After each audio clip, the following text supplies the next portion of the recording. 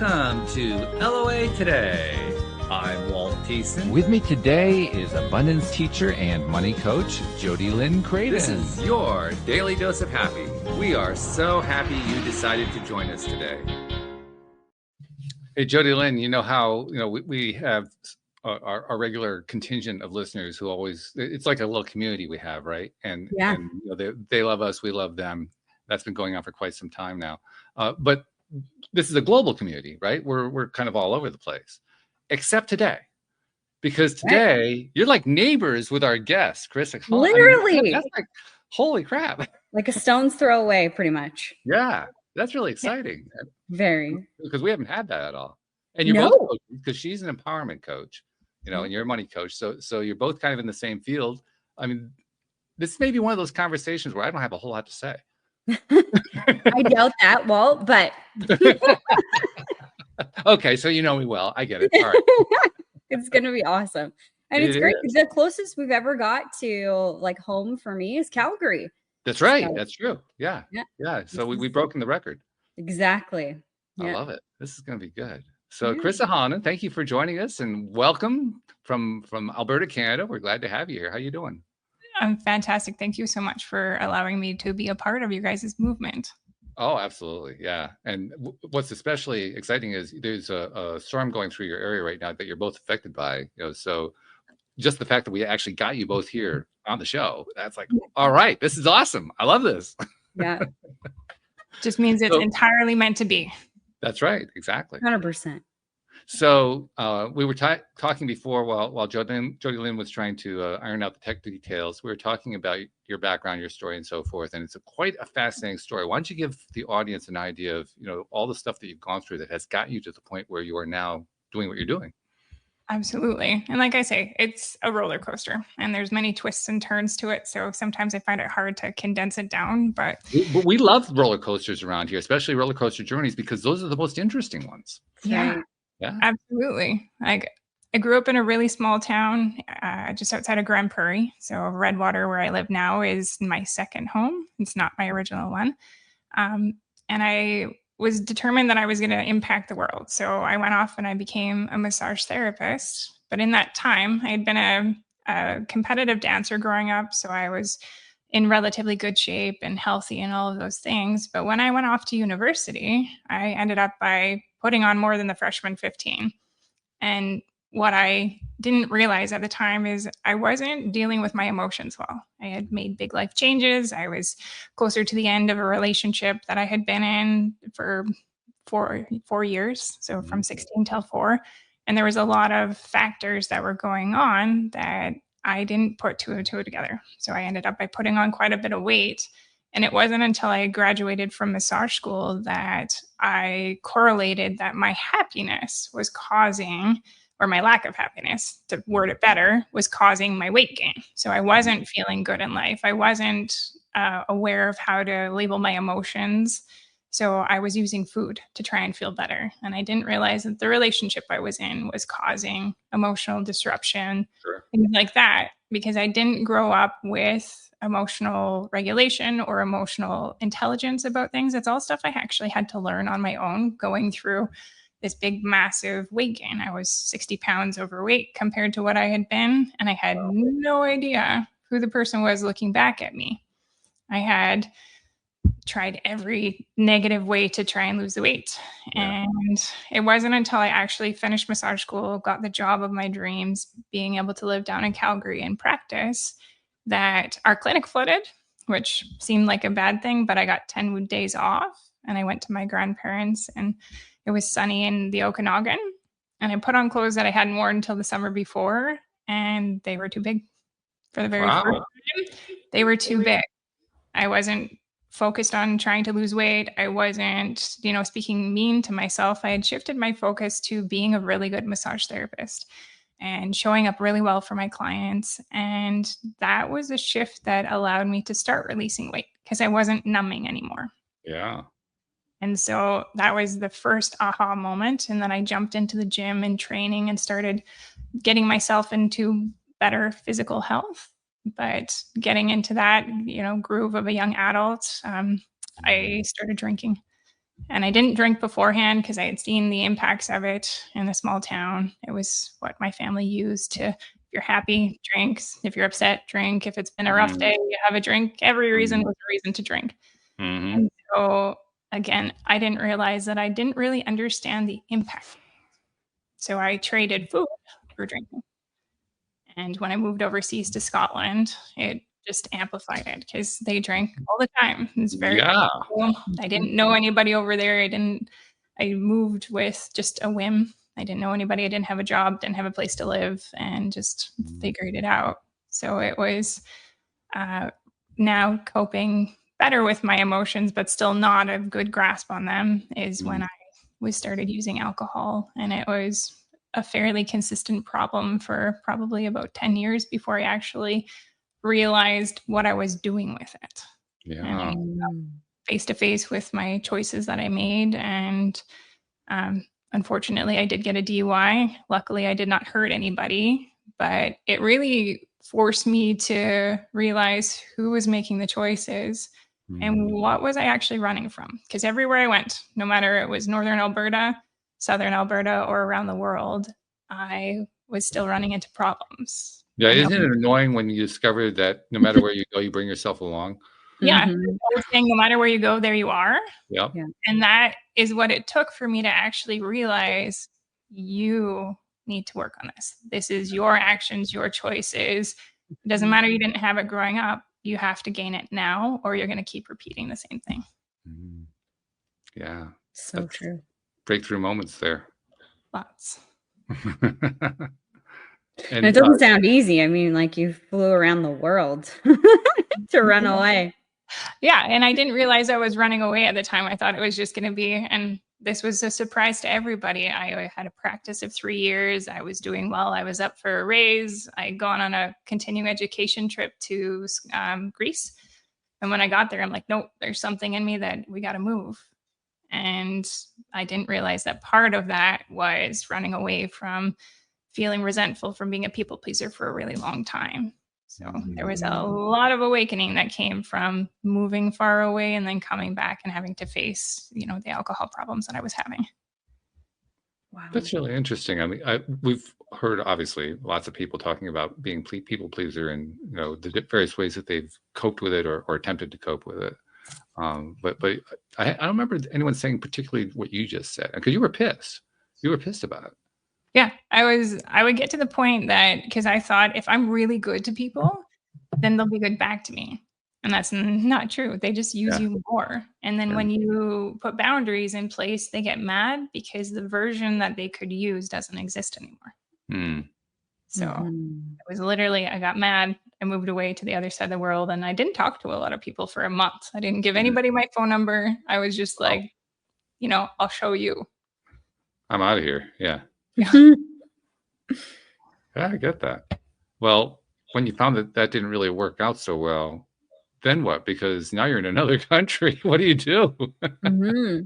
Well, in the other country, I was solo, right? So I didn't have a support system. I didn't have things to lean on. I actually had to go out there and talk to people. I had to build up my whole new life. Luckily, my massage followed me there. So I had the option to have a really good job, which means I financially could provide for myself. But I started to learn what I liked and how to show up and how to be more independent and outspoken and all of that, because I was quite shy and quite closed off. And I was just doing things to get approval from people and make things feel safe for myself.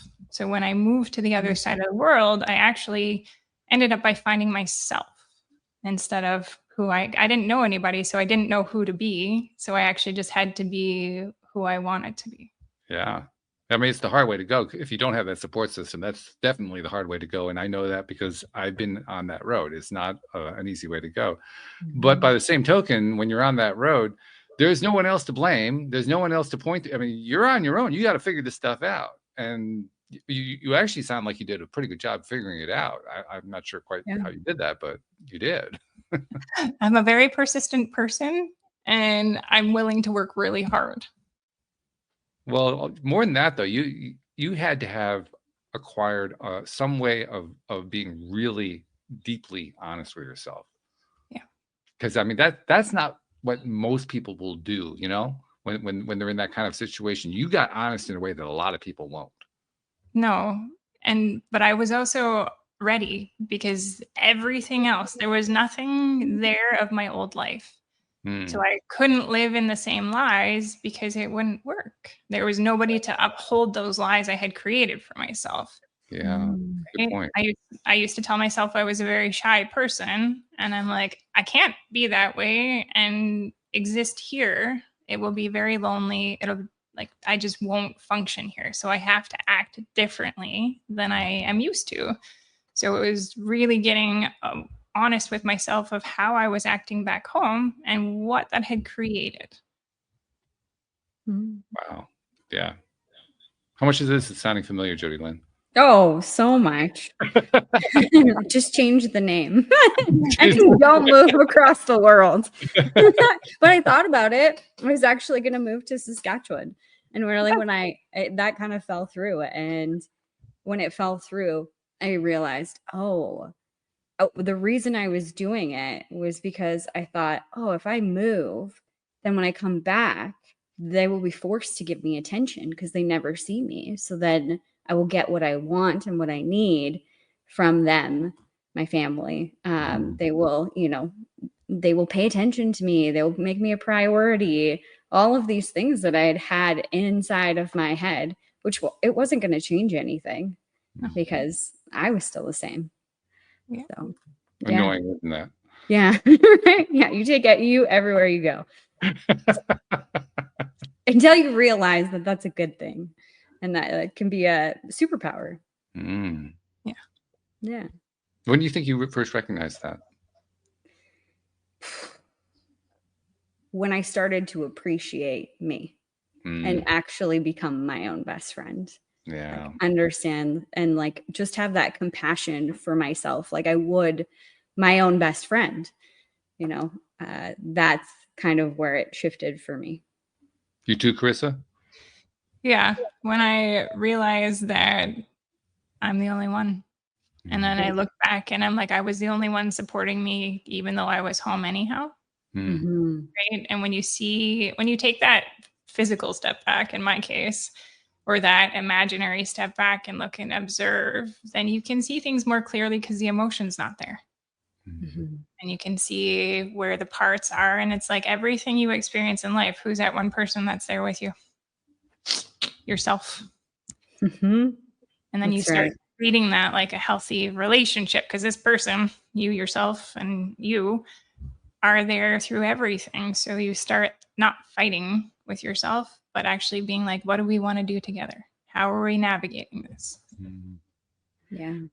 See, I'm thinking back on my own life. There was a period of time where I ran away. I lived on the East Coast, but I ran away for a year to Oregon and lived there for almost a full year.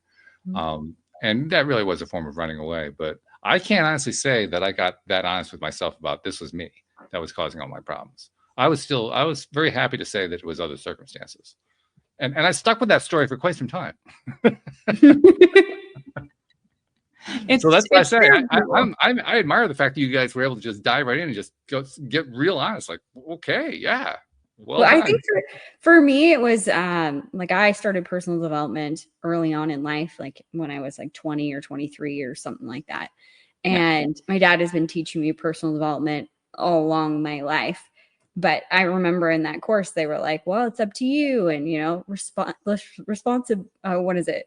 Your responsibilities, your ability to respond, and all of these, words and phrases of like, if it's going to change, it's up to me. I'm in the driver's seat.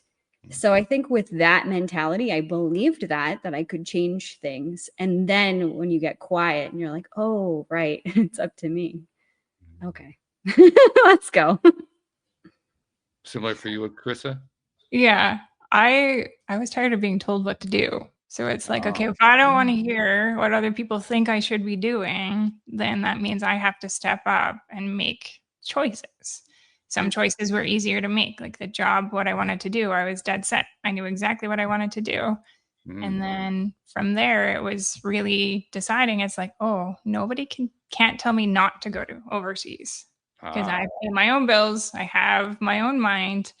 And then it took a while for that to realize that actually applies to every area of your life, right? I made certain aha moments overseas, but then certain things with like relationships came much later after coming back from being overseas multiple times. So it was like an unraveling of layers, not everything all at once. That would have saved me a lot of heartache. Yeah, I hear that. Well, something else that I heard in the story as you were telling, for me, for most people, when they think about trying to have the life they want, especially if they're talking about law of attraction, but just in general, if they're trying to talk about what they're wanting in life, it comes down to like 3 broad categories. I mean, there's a lot more than that, but broadly speaking, it's either money, relationships, or health. That's some combination of those 3. Yes. And my position on that has always been, well, you better put the health first, because if you don't have that, the other 2 are just a waste of your time. You're not going to get anywhere. So and your story included that, because health was like the first thing that really popped up as an issue for you. So it's almost like you set yourself up to do the most important part first. Yeah. In a lot of ways, that definitely catapulted me into the confidence to do the other things. It makes sense. And Jody Lynn, you had a similar thing too. Right. Yeah. Health, like looking back, it was always the first thing I did for like any major transformation was I started with my body first. It's like, oh, and a lot of times it was from the superficial physical side of things. Like, I don't like the way that I look, or, I don't like this or that. But yeah, I always started with health when I was like at rock bottom. Okay, what can I do? I can go to the gym. Yeah, right. I can go for a walk or whatever it was. I can eat better. See, I'm thinking that whether you did it intentionally, the 2 of you established a foundation for yourselves that literally made it easier in some ways for you to get to that honesty place. Yeah. There was less. I'm wrong about that, but what's that?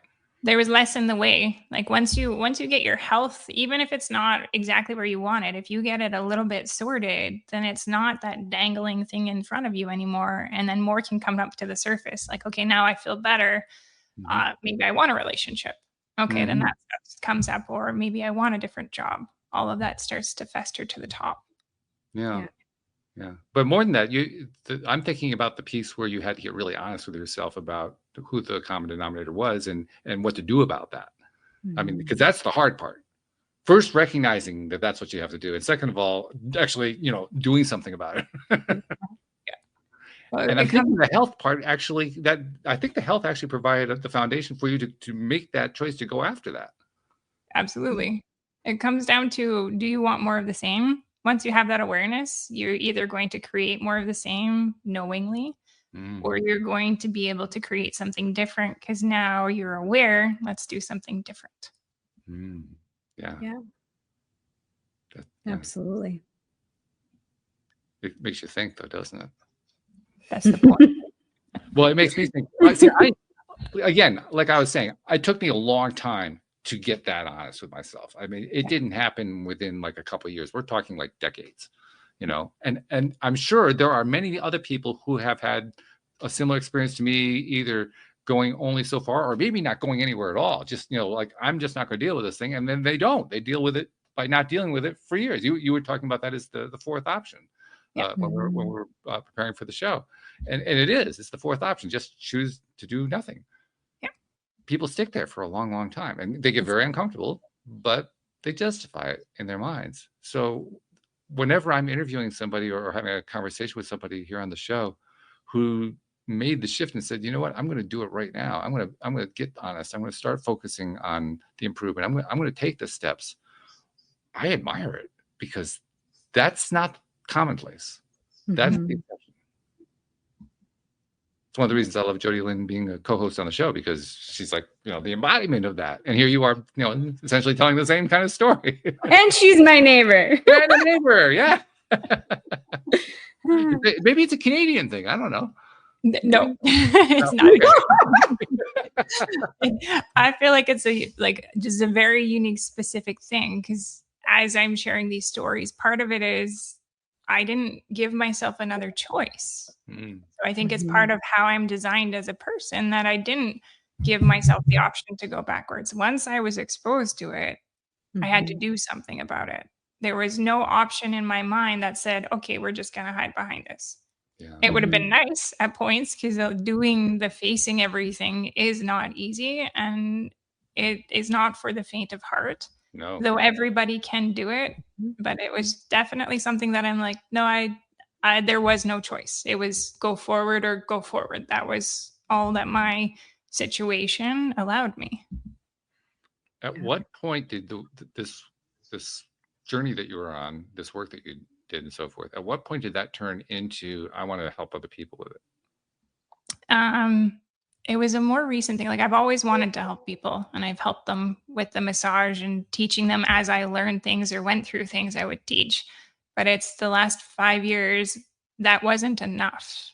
I was always still searching. Was it another modality? Was it another training that I needed to do? And when my coach that was helping me with my health and my fitness said that you would be a really good coach, my brain's like, this is what I need to do. I can help more people on a deeper level, not just the superficial change of the body, but really diving into the things that are blocking them and creating external to reflect what your internal is doing. That was more the last 5 years that I'm like, now I feel like I really have that purpose. Yeah. Okay. So that created the springboard for you. Yes. Yeah. And similar to you, Jody Lynn, I mean, you kind of had your path was a little bit different, but same kind of dynamic, really. Felt like I had to do more. Yeah. Yeah.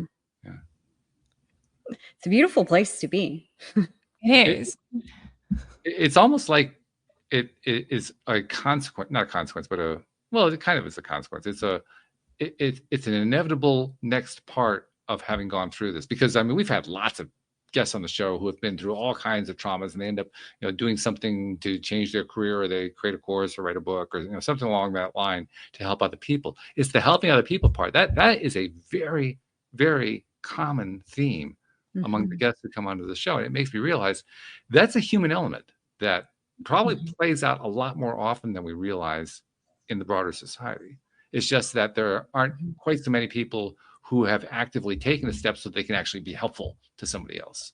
That's what you did. Yeah. Or even have the belief in themselves that they could do it. Yeah. Or that they would be helpful. Yeah. Because sometimes people get stuck there too. Sure. Yeah. There's a really good saying that I've come across recently, and it's like your story becomes somebody else's survival guide. So it's important to pull back the curtains and not necessarily air your dirty laundry, but by being transparent about the things you've actually experienced in your life and made it through to the other side. You only have to be one step ahead of a person to be able to be helpful to them. So sharing it gives that person who's struggling with the same thing as you hope that they can get through it too. Yeah.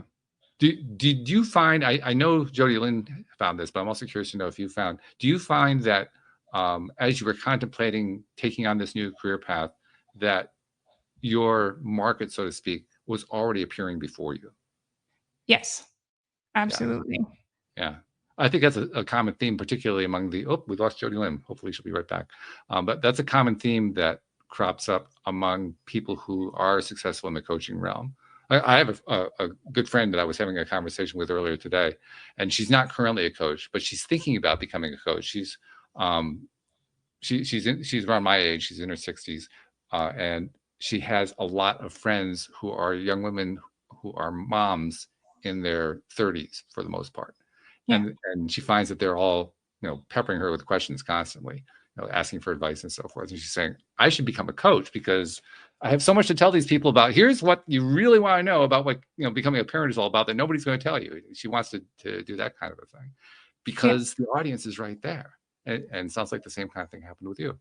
Yeah, it's essentially presenting itself. It's like, okay, it's validation that the knowledge that I have from my experiences, and for your friend as well, is useful. It wasn't just something that I survived and on to the next thing. It's actually something that multiple people will struggle with, and they need a voice, right? You're going to hit the right people with the right message.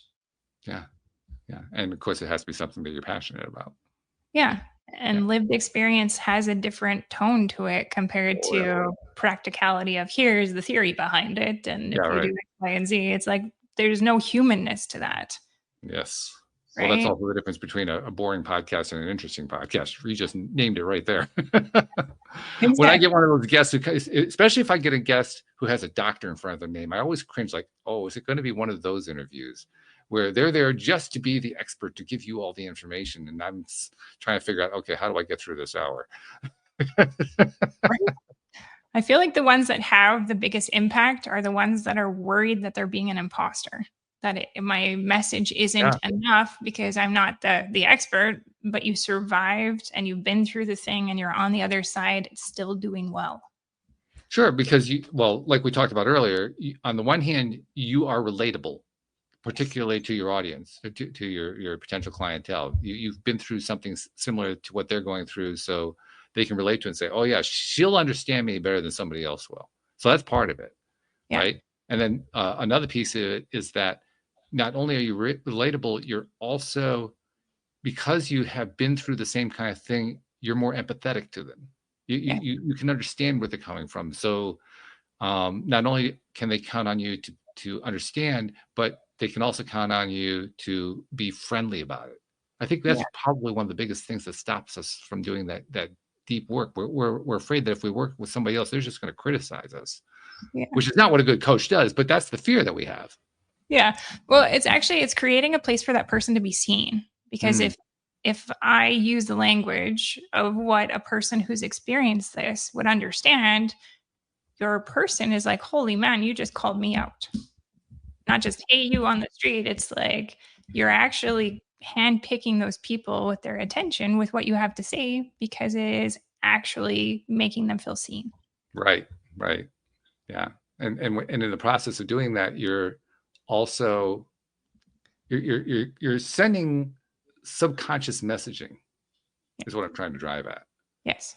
I mean, I imagine some of it is conscious and overt, but a large part of it is you're sending the message that none of that needs to stop them. No.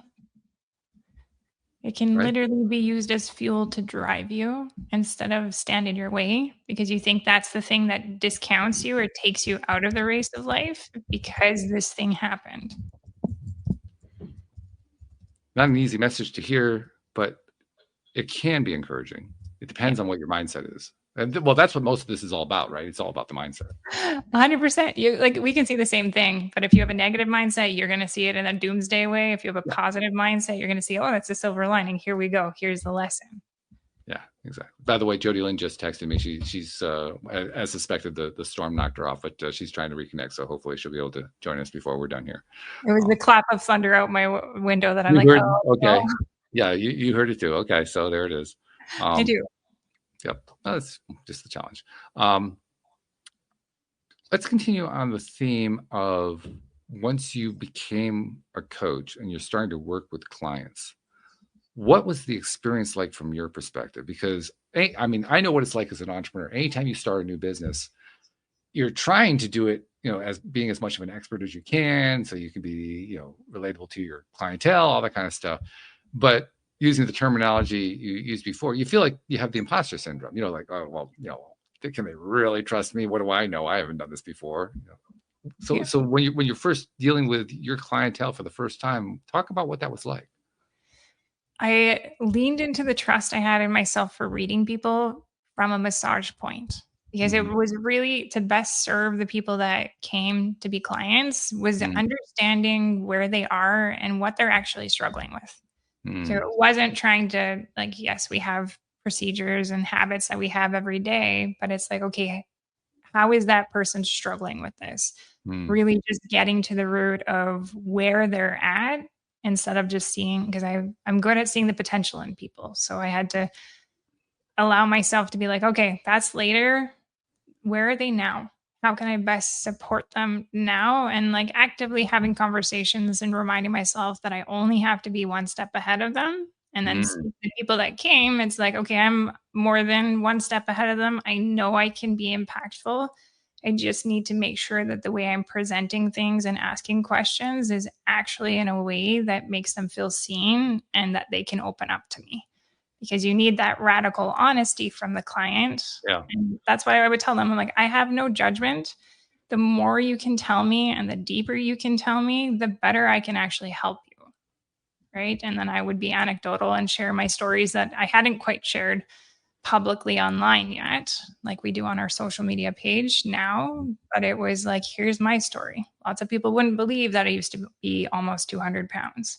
I look very different today than I did then.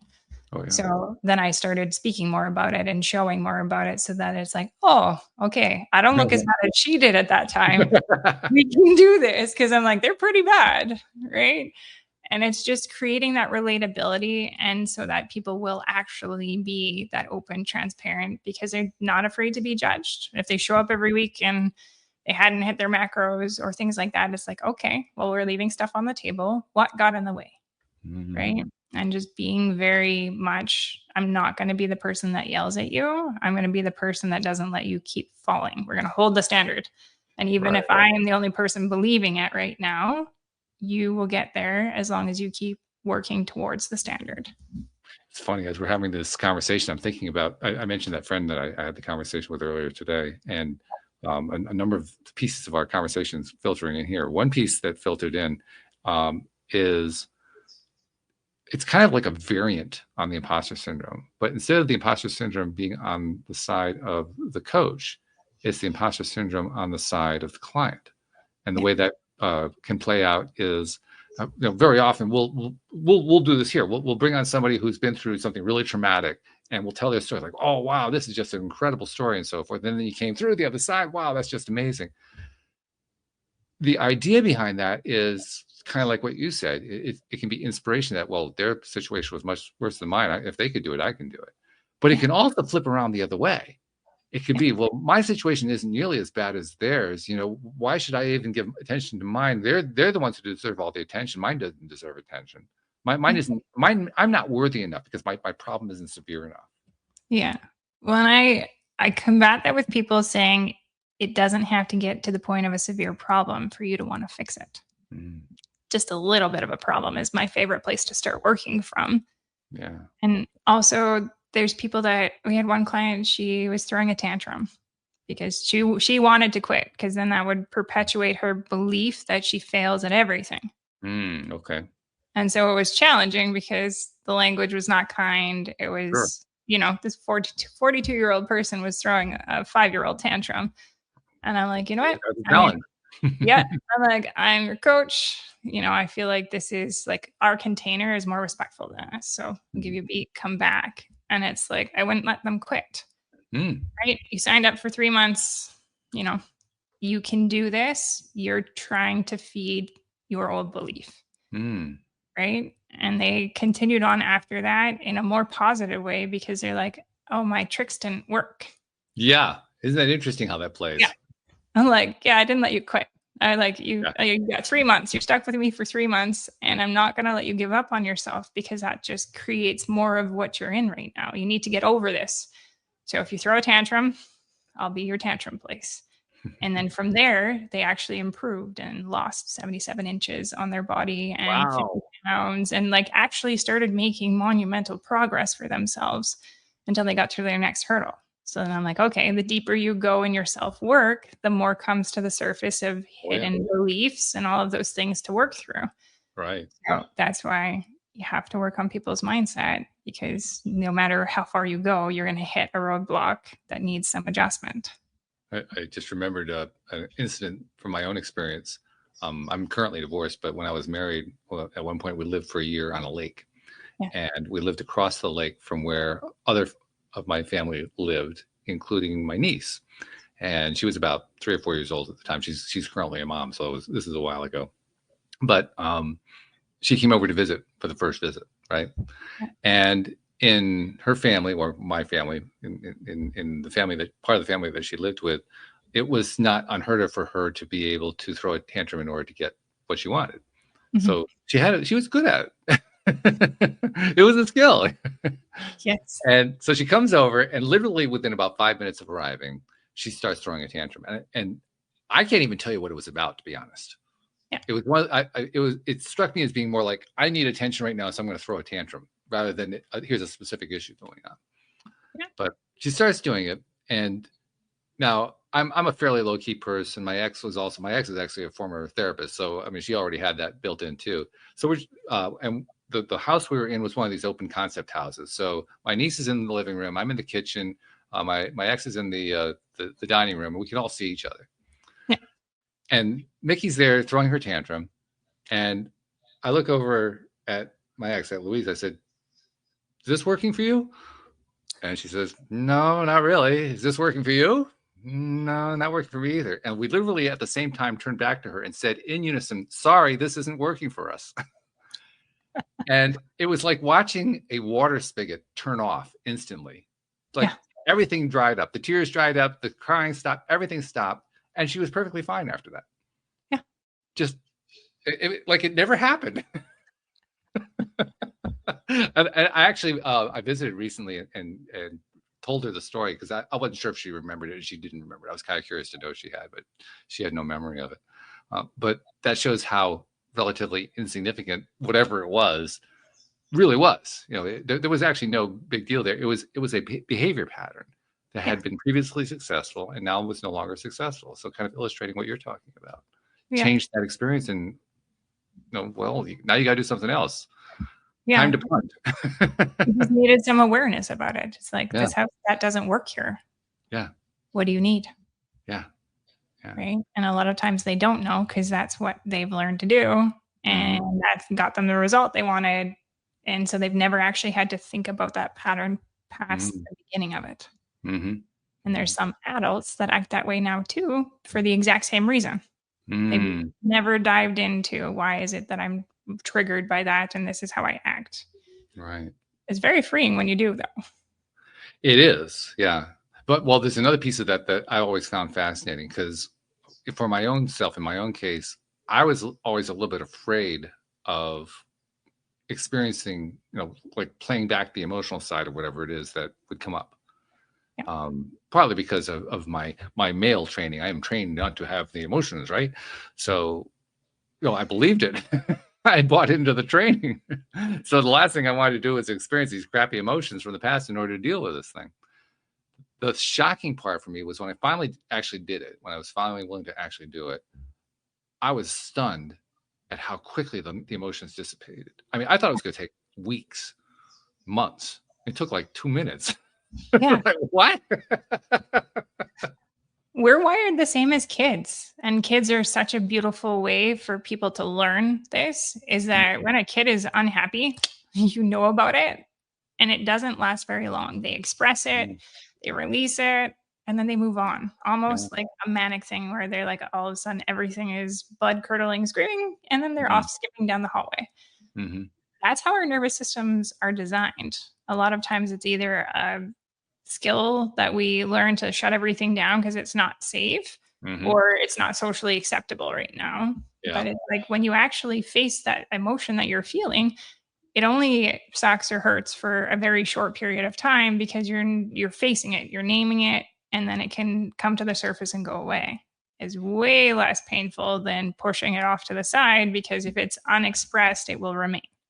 Well, that's the other piece that's so surprising because after you've gone through this experience and the thing that you thought was going to take forever takes 2 minutes, the other aspect that hits you is, wow, I feel a whole lot better.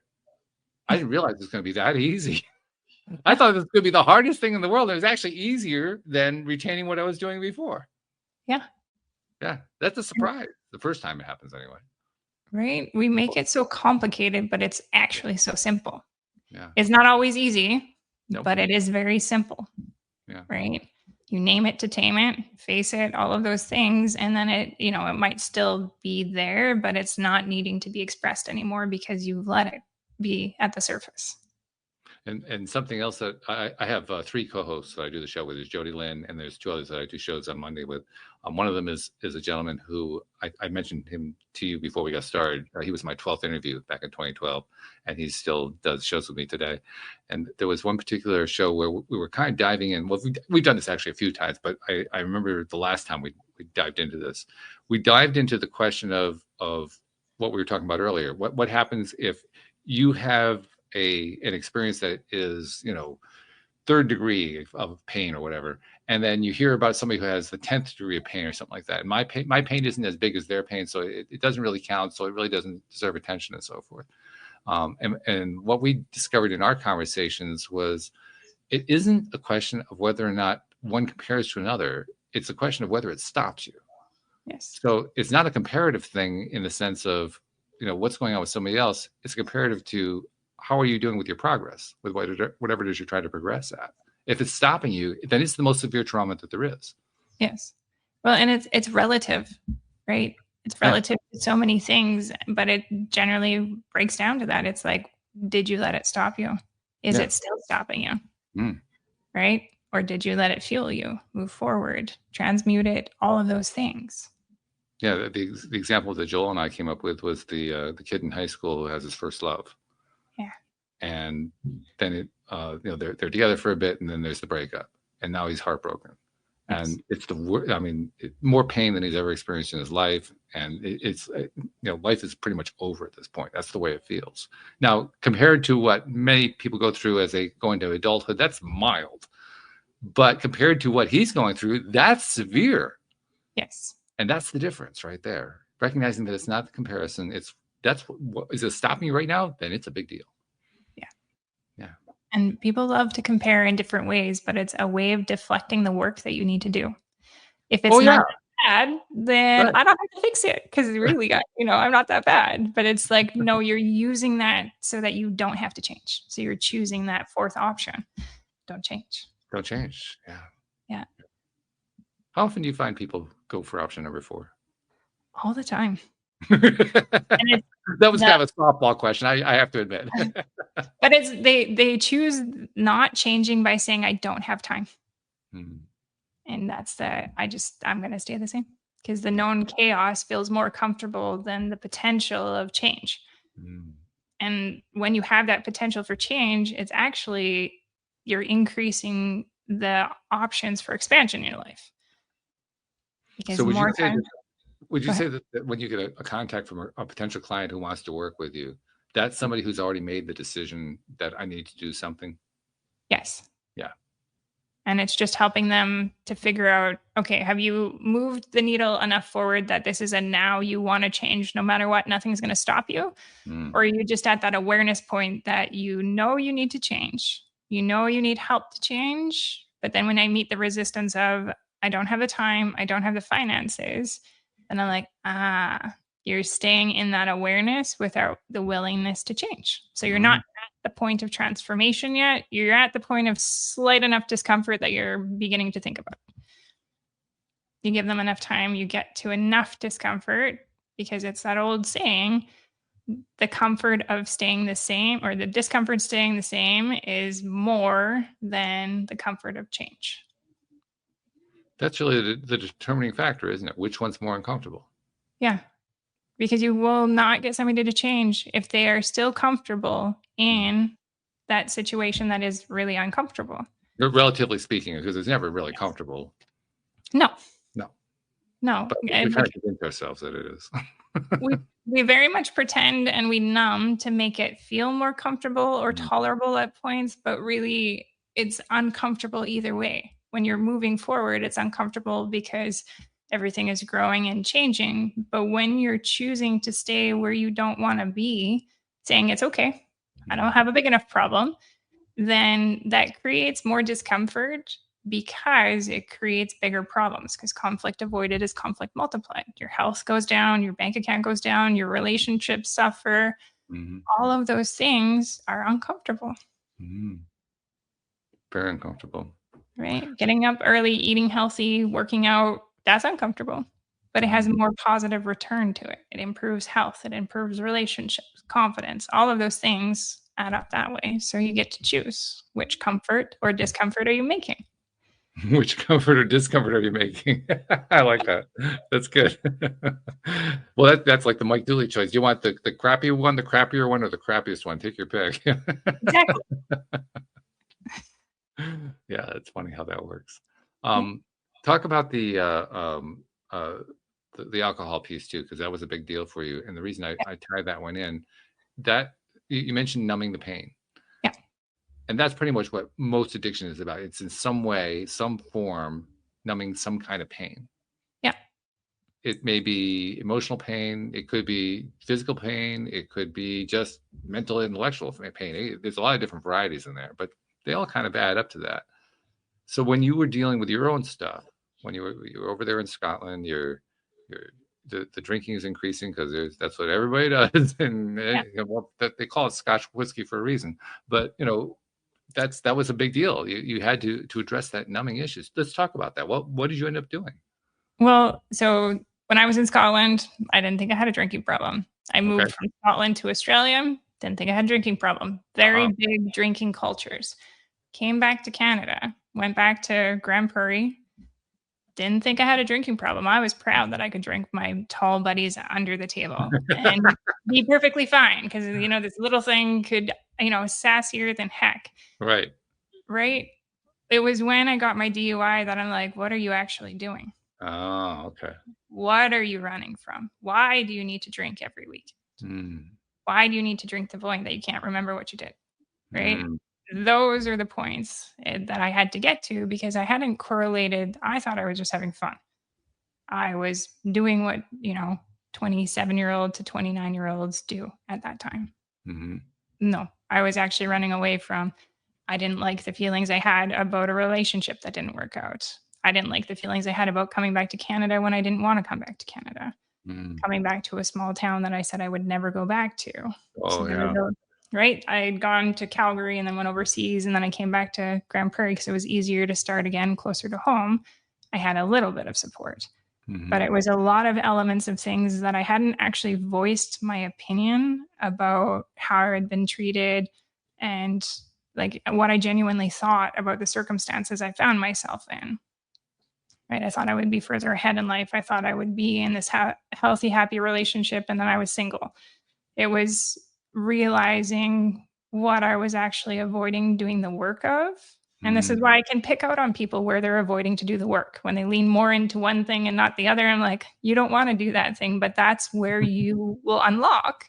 Yeah. Because I didn't do that. And it took a while. And I did. I got the DUI. I had to be on a breathalyzer in my vehicle for a year to be able to get my license back. I had to sit in front of my ethics board as a massage therapist and plead my case as to why I should keep my license because I'm a professionally licensed person. And all of that made me actually have to face and explain why I did what I did, why I was choosing to do those things, and had to go through a course to explain that what actually happens, right? When you have one glass of alcohol, it changes your ability to judge things immediately. Sure. And so that was essentially the kick in the face that I needed to really re-examine how I was showing up in life. And if I didn't change, my life would turn to complete crap.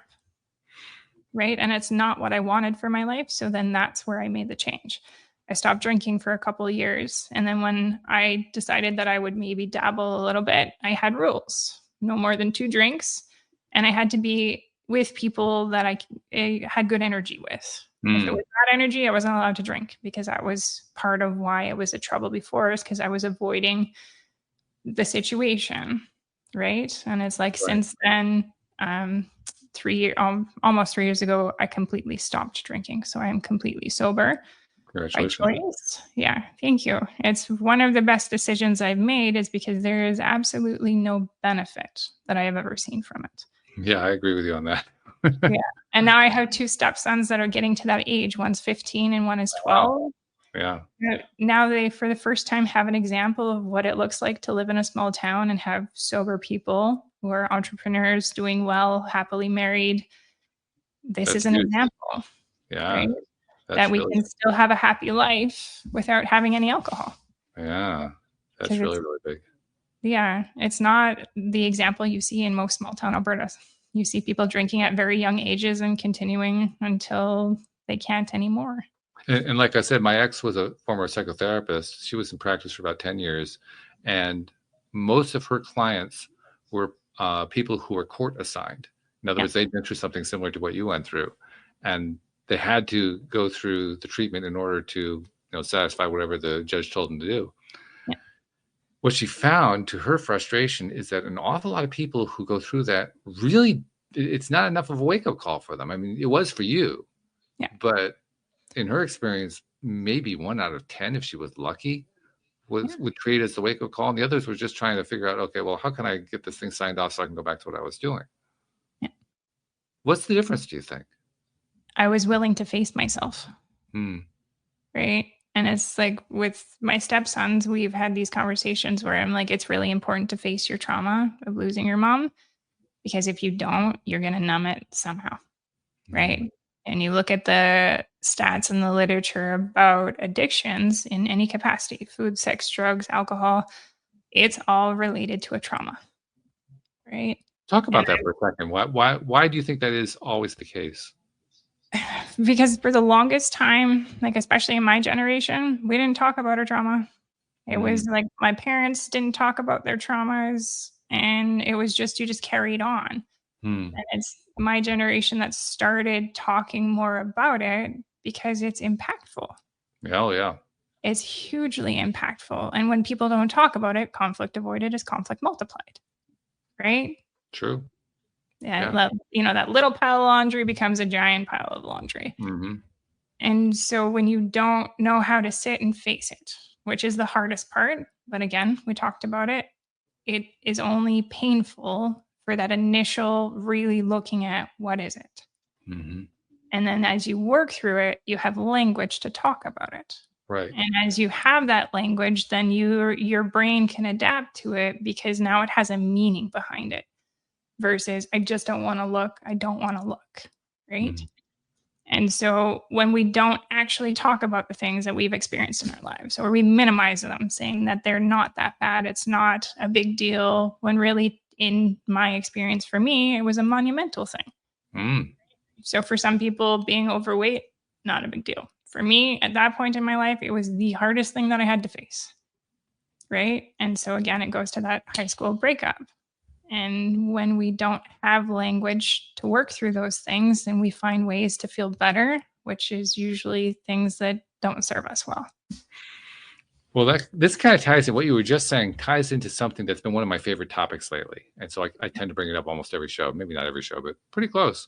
I've become acutely sensitized to just how much of a rampant application of victim psychology happens throughout society. I mean, at all levels of society, in so many different ways, that so many more than most of us are willing to acknowledge or admit happens. And I'm curious to know what your take is on what happens when that victim psychology is faced with this question that we've been addressing. Faced with, do I want to go after this? Well, no, the victim psychology usually doesn't want to. The victim psychology usually wants to find some way to say it was somebody else's problem. Somebody else is causing this to me. I'm the victim. Yeah. When people do that, I point out, I'm like, if somebody else did this, then you can't change it. So you're creating it, that you're actually sticking yourself in a cage that you'll never be able to get out of because it's somebody else's fault. And people will defend that, by the way. They'll take what you just said and they'll say, well, yeah, that's what it is. That's why I am constantly stuck in this place. There's nothing I can do about it. I'm the devil's advocate. So I'm just like, I start pointing out, like, okay, give me an excuse. You're choosing that one. It's like, okay, you do this. It's like, and just starting when you expose them to stuff, they can't be in the same mindset because now they've seen. So whether or not they choose to live in that lie still remains up to them. But that victim mentality creates more of the same. Right? And it's like, okay, what is actually in your control? Your thoughts, your actions, your efforts, those are always within your control. You might have 3 crappy choices, but you still have to make a choice to start moving forward to change the dynamic of things. Because otherwise you just guarantee you're getting more of the same, if not worse. And it's really showing people, okay, are you taking ownership of your life? Do you have radical accountability? Do you have radical honesty with yourself? Right? We don't get to determine the cards that we're handed in life. We only get to determine how we play them. Right? Because if we could determine the cards we got in life, everybody would choose something different. Right?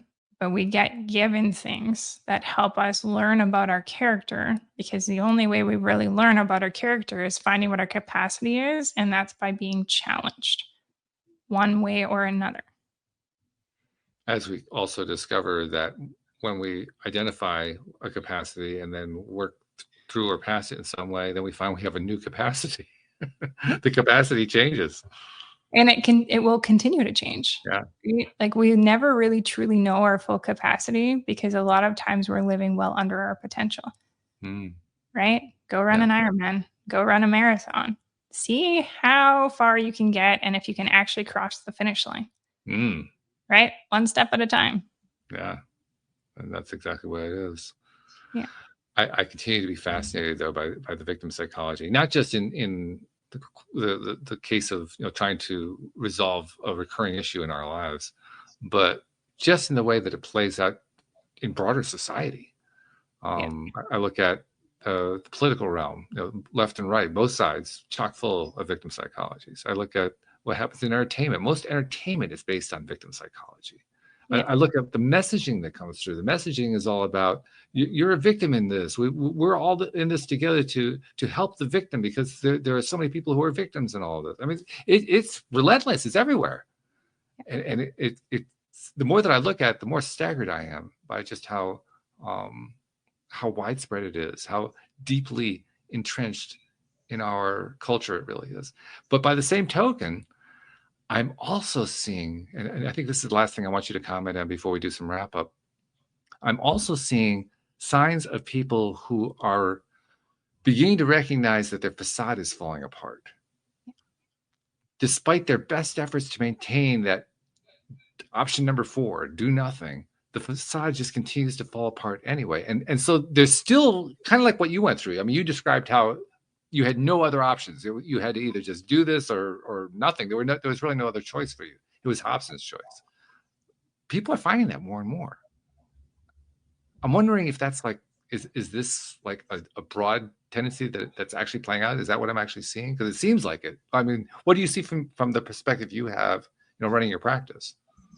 I think more people are actually realizing that, because it's prevalent for the victimhood, that it is our messaging, it is everything you see around you. So it actually is perpetuating it. So when it doesn't feel like it fits anymore, you'll have those moments where it's like, but I don't want to keep doing that. I don't know what I'm going to do, but I don't want to keep doing that. So like one thing at a time, you start doing different things.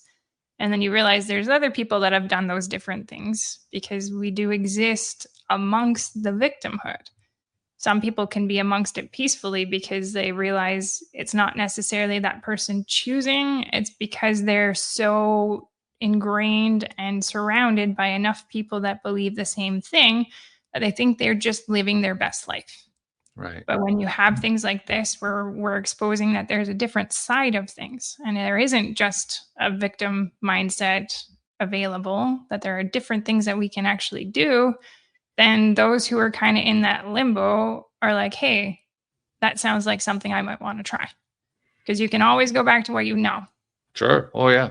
At least give it a try if you feel like something is stirring inside you to do something different. And we're getting stronger messaging from podcasts, TikTok, Instagram, YouTube. There's a lot more available now that isn't supporting victimhood. It's supporting empowerment. Yeah. Right. So when we choose our words more carefully and we understand that there is power behind what we say, then we are creating change just by words that we're speaking, writing, and hearing. Interesting. You use those two words in the same paragraph, because I can recall a time very recently where the prevalent talk, particularly on television, was about empowering victims. That's not what you're saying. You're changing that whole messaging around, and I'm hearing more of that kind of thing from guests like yourself here on the show. So I'm seeing that there's a transition going on there, but that's not an easy transition, because that other messaging, it's still out there. It hasn't gone away. It's receding. It's not as strong as it was, but it's pretty strong. It's still there. All we're doing is giving another option, right? There's always that positive view and a negative view. It's always going to be there. It's not about eradicating it. It's giving another meaning to the brain. It's giving another option on the path. We're not just A or A anymore. Yeah. It's A or B. So then your brain actually has to start considering both sides of things instead of just the singular one. Yeah, that's fantastic. Right? Yeah. Well, I'm sad that Jody Lynn wasn't able to connect in. She's been texting me. The internet just isn't coming back, so she's not going to be able to rejoin us here to finish up. A couple things, though, I wanted to touch on before we finish up. First of all, if there's someone listening who wants to reach out and perhaps explore the possibility of working with you, see if there's a fit, how do they find you? On Instagram. So at the.relentless.couple. That's where we're most active on for our coaching. Send me a DM and I will be me that you're talking to. We're happy to answer any questions, anything that you want to know. And give that that handle to Jen, and she'll make sure she puts it in the show notes so people can easily find it.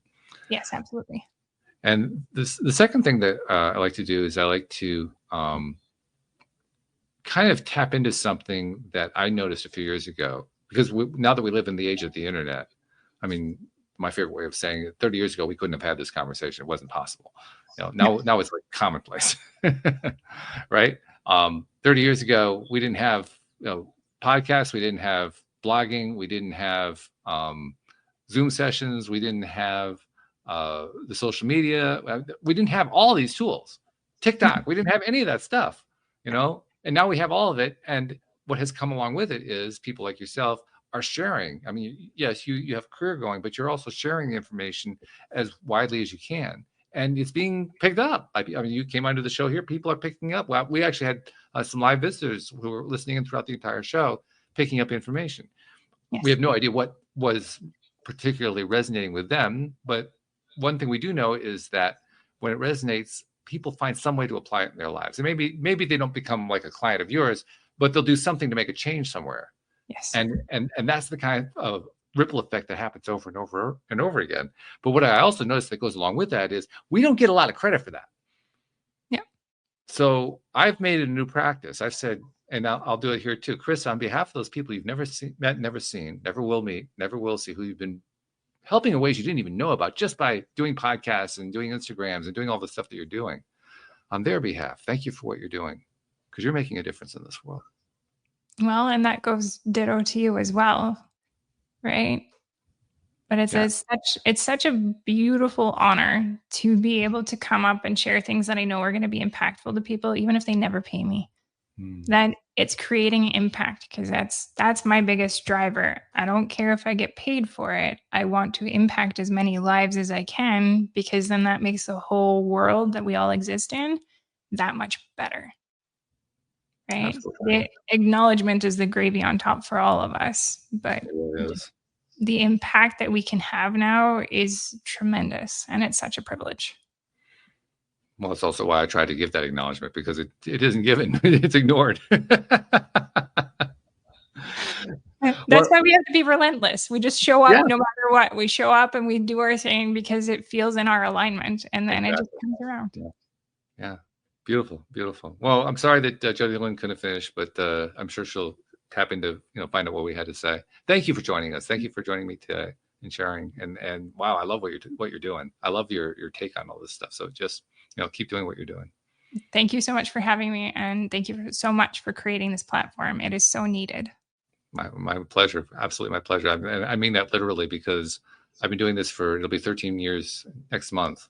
And I covered everything that needed to be covered in the first 3 years. I just had to keep going because this is so much fun. So I love the benefit that I give to everybody else, but I love the benefit that I get out of it too. It's win-win. It's a good thing. Yeah. So thank you very much. Thank you to our podcast listeners everywhere. And we will see you all next time here on LOA Today. Goodbye, everybody.